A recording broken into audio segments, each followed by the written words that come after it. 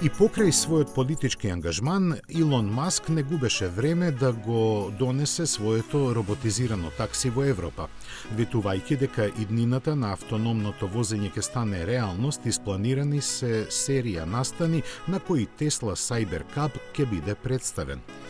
По овој прв бран, со него ќе бидат запознаени жителите на 6 града на стариот континент – Берлин, Париз, Лондон, Амстердам, Стокхолм и Осло.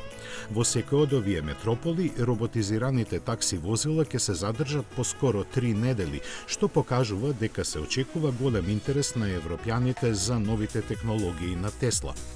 Со право, бидејќи како што знаеме, Cybercab е развиен со идеја да се обезбеди еколошко и ценовно прифатливо решение за урбан превоз на патници.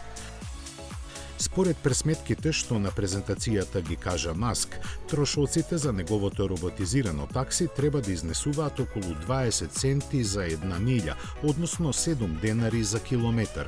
Поинаку кажано, исто како и со автомобил што троши 9 литри бензин на 100 километри.